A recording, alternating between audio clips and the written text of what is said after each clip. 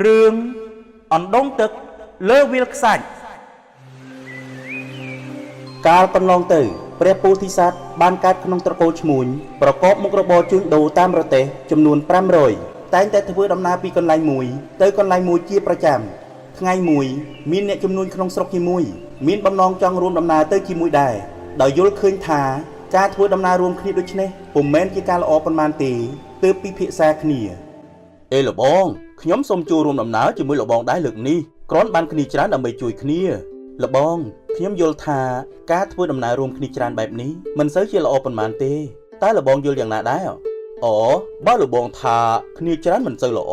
ខ្ញុំក៏សូមទៅមុនចុះព្រោះអាចនឹងសម្បូរទឹកនិងស្មៅគូផងបាទលបងមិនអីទេអញ្ចឹងលបងទៅមុនចុះ15ថ្ងៃក្រោយទើបពួកខ្ញុំនឹងចេញដំណើរទៅដែរ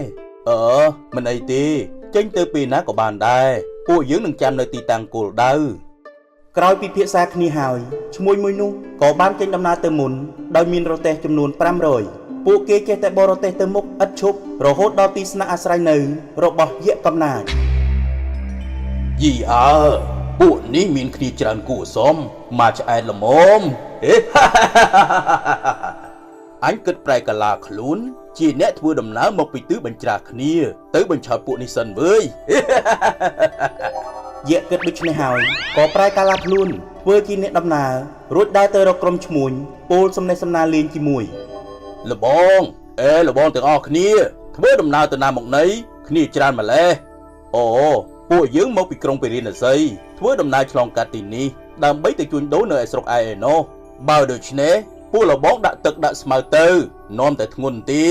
នៅខាងមុខឯណោះមានភ្លៀងមានទឹកនិងស្មៅសម្បូរហូរហៀណាស់ពិតមែនឬលបងបើដូច្នេះពួកយើងនឹងទម្លាក់ចោលស្មៅនិងទឹកនៅទីនេះចុះកាលបើឮដូច្នោះមេក្រុមឈ្មួញមិនបានពិចារណាឲ្យល្អិតល្អន់ក៏បញ្ជាឲ្យកូនក្រុមចាក់ទឹកចោលឲ្យអស់ដោយរំពឹងថា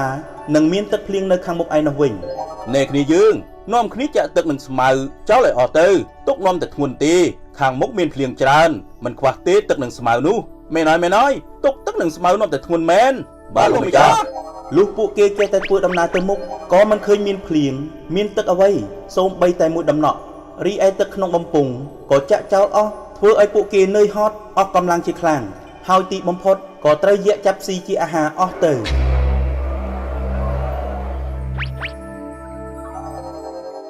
អ្នកគ្នាយើងត្រូវរៀបចំចេញដំណើរពេលវេលាសមគួរហើយតើយើងនឹងចេញដំណើរពេលណាលោកម្ចាស់ថ្ងៃស្អែកយើងនឹងចេញដំណើរព្រោះថា14ថ្ងៃបានកន្លងផុតទៅហើយពេលវេលាកន្លងផុតទៅបាន14ថ្ងៃក្រុមរបស់ឈ្មួញពោធិសត្វក៏បានរៀបចំក្បួនរទេះធ្វើដំណើរចេញទៅតាមក្រោយឈ្មួញពោធិសត្វបានណែនាំបរិវារទាំងអស់ឲ្យត្រួតពិនិត្យទឹកនិងស្បៀងឲ្យបានគ្រប់គ្រាន់ព្រមទាំងត្រូវចេះប្រុងប្រយ័ត្នខ្ពស់ក្នុងការធ្វើដំណើរនេះយើងនឹងជួបឧបសគ្គច្រើនដូច្នេះអ្នកទាំងអស់គ្នាត្រូវចេះប្រុងប្រយ័ត្នខ្ពស់បាទលោកម្ចាស់យើងនឹងធ្វើតាមការណែនាំរបស់លោកបាទលោកម្ចាស់គឺជាអ្នកដឹកនាំពួកយើងមានបទពិសោធន៍ច្រើនជាងពួកយើងសូមណែនាំមកចុះធម្មតាការធ្វើដំណើរផ្លូវឆ្ងាយយើងត្រូវពិនិត្យទឹកស្បៀងនិងស្មៅដើម្បីបង្ការការខ្វះខាតព្រោះអាចជួបឧបសគ្គផ្សេងៗដែលយើងមិនដឹង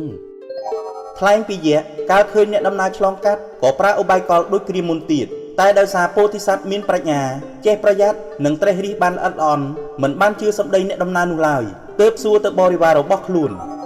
អ្នកគ្នាយើងតើមានអ្នកណាស្ដាប់ឮមានសំឡេងផ្គរលាន់ឬរន្ទះបាញ់ទេនៅខាងមុខឯណោះទេលោកម្ចាស់ពួកយើងដូចជាមិនឮសំឡេងផ្គររន្ទះអីទេ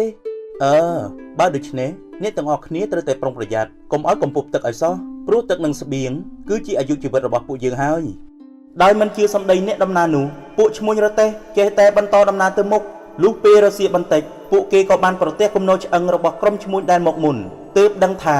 អ្នកដំណើរដែលទៅប្រាប់ឲ្យចាក់ទឹកចោលគឺជាយក្សកាឡាខ្លួនអ្នកទាំងអស់គ្នាចូលប្រុងប្រយ័ត្នហើយស្រូតធ្វើដំណើរឲ្យផុតពីទីនេះ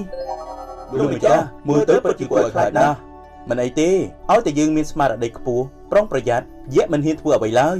ពោធិសត្វបានបញ្ជាឲ្យបរិវារនាំគ្នារកកន្លែងសមគួរសម្រាប់និងចាត់ឲ្យបដូរវេនគ្នាយាមឲ្យបានមាំទាំដើម្បីកុំឲ្យយក្សមកយាយីបានលុះព្រឹកស្អែកពួកគេក៏បន្តដំណើរទៅមុខទៀតទីបំផុតបានទៅដល់គោលដៅដោយសុវត្ថិភាពចូលកុំរំពឹងលើទឹកអណ្ដូងនៅខាងមុខឡើយបើគ្រាន់តែលឺផ្គរលាន់កុំទាន់ចាក់ទឹកពីងចោល